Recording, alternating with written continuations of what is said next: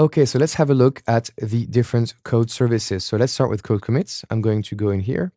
As we can see, we have code commits, we have code artifact, code build, code deploy, and code pipeline available from the left-hand side as standalone tools. So we could go ahead and use all of them one by one, but that would be very complicated.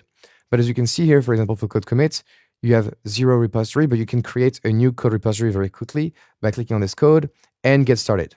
But for now, what I want to show you is how we can get started with all of them at once using only one service. And that service is CodeStar. So if we go to CodeStar, we can see now there's only one left-hand side tool on the bar. And so I'm going to create a project and get started with creating a service roles for CodeStar to work. So this is working, great. And then we're going to create an application that is going to run on Elastic Beanstalk, and maybe we'll use Python. So here we have Python Flask, which is a web service running on AWS Elastic Beanstalk. Just one example, right? I'll click on next. And here we're going to call this demo project. The repo is going to be code commit. So it's going to create a code repository for us. The instances are going to be T2 micro. And we're just going to create a key pair for us to get started. So let's go into EC2. And I'm just going to create a dummy key pair for this hands-on in case you don't have one. So I work with multiple accounts. So sometimes I don't have all the key pairs in all accounts. So here we go. Key pair is created. And if I refresh, I can select this dummy key pair. Great. I click on next and then create the project. And so CodeStar is going to set up the project resources, and that may take a few minutes. And so what I'm going to do is pause the video until all of this is done to show you the results. So let me refresh this page. It's been a while now. And my CodeStar project has been set up. So let's have a look at what has happened. So as we can see, there was a pipeline that has been created and has been executed. If we look at the project resources, a lot has been created for us. So an Elastic Beanstalk application has been created, a code pipeline, a code commit repository, a code build project, and CloudFormation stack. So a lot of things have been created for us. So let's explore all these things one by one. So if we go to code pipeline, we can see on the left-hand side, it's code pipeline. So we saw that there was a source which had the application code in code commit that was pulled.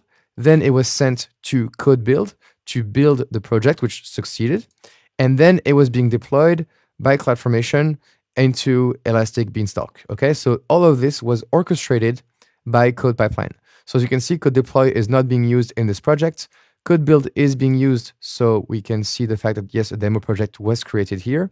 Code artifact is not being used, and code commit is being used. And if we go into code commit, as we can see in the project, we see directories and files which represent the code repository itself. So it really shows you a bunch of the code developer tools associated with CodeStar in this lecture. But more importantly, if we go to Beanstalk, and in Beanstalk we can see the application. If I click on this URL right here, it takes me into the project itself, which has been deployed on Beanstalk, and it says just output hello world, which shows that the application is working. Not very impressive, but still, it was being set up. And now we're ready to work. So finally, the last thing I want to show you is Cloud9. So if I set up Cloud9, this is going to give me an IDE. So if I go to IDE here, we can access the environment either using Cloud9 or code commits, or some tools that we can use locally, such as the command line interface, Visual Studio, and so on. But let's create Cloud9 because I want to use a Cloud9 environment. So I'm going to create a Cloud9 environment of type T2 micro, and this is an environment, so I'll call it demo env. And for cost-saving settings, after 30 minutes of inactivity, let's shut down the instance. And this is going to create for me my Cloud IDE. So let's wait a little bit until this is created. And actually, while this is creating, so let me just refresh this page. So while this is being created, and I'll just wait a little bit, we can see that from within the CodeStar UI, we can see the repo details as well as some information around code commits. We can see the pipeline itself, so we don't need to go directly into code pipeline to see it. We can also see it in this UI, which is quite neat. We have some information around monitoring, which is going to give us some settings around the Amazon EC2 metrics and so on, and issues if we wanted to integrate with an external issue tracking systems such as Jira. But let's go back to our IDE and wait for our Cloud9 environment to be provisioned. And for this, if you go into the CloudFormation service right here, we will be able to see the fact that it is in create in progress state. So let's wait a little bit. So my CloudFormation stack is now created. So my Cloud9 environment is ready, and I refresh this page to access this. And so if I click on Open IDE, I'm going to get directly into the Cloud9. And as we can see, this is a web browser. So everything is running from the web browser.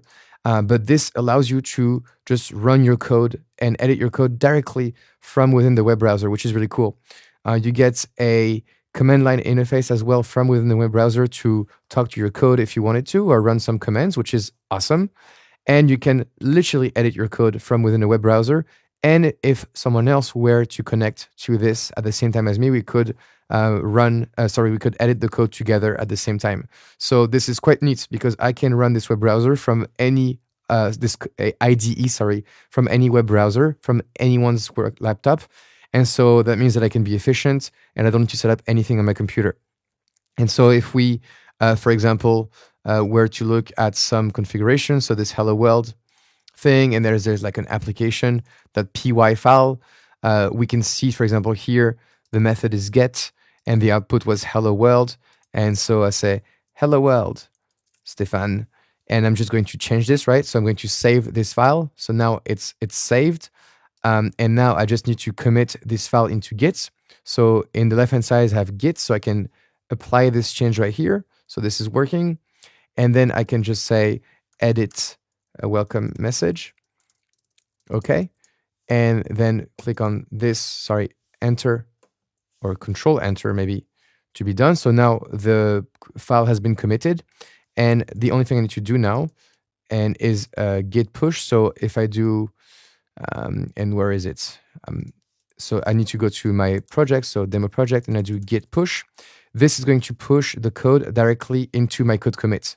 So if I go back in here into CodeStar and go to repository, there was a commit that was done right now called edit welcome message. And this commit that was being done is going to trigger my pipeline. And the whole thing is going to happen just again. So as we can see, the source was just succeeded right now. Now we are in the code build phase. So the code is being built again, and then it will be deployed. So let me wait a little bit to show you the effect of this. But as you can see right now, if I refresh, it just says output hello world. And at the end of the pipeline, we should see something else. And so it turns out that my code build has failed. And this is cool because it didn't deploy a code that failed a test. So if we look at the details of why it has failed, and I click on this link, if I have a look and look at the build log all the way down, we can see that it was running a test, and a test did fail. And it was looking at whether hello world Stefan, which is the new thing I changed, was equal to hello world. And it wasn't the case, so it failed. So let's go ahead and fix that. So again, we can go into Cloud9. I'm going to remove this Stefan and go back to hello world. But I'm just going to add additional outputs right here. And I'm just going to put my name, Stefan. And this should be good to go now. So I'm just going to have single brackets just in case. Okay, so this is working. I'm going to save my file. So my application.py file is saved. And if we go into my Git project, as we can see, the changes are being detected. So I'm going to add it. I'm going to call it fix application. Okay, we're good to go. Command enter. And then I'm going to do git push yet again. So you're seeing the real workflow of a developer. And this is something that is really dug deep into the AWS Certified Developer certification. So yet again, let's refresh this page and see what happens. So my application source has just been committed right now. It's in progress. And so once this is done, we're going to go into the build phase, and the build should work. Okay, so my application has now been deployed. And so if I click on view application, now we can see the output is hello world and the additional output is Stefan. So this has worked. So it really shows you the end-to-end workflow of a developer within AWS. Now I'm just going to shut down everything. So for IDE into Cloud9, I'm going to delete my environment. So I'm just going to type delete in this field to be done with it. And then once this is deleted, I'm going to go into my projects, into my CodeStar project at the top level. And I'm going to delete this as well. So I'll click on delete to delete the resources when I'm done. So that's it. I hope you liked it, and I will see you in the next lecture.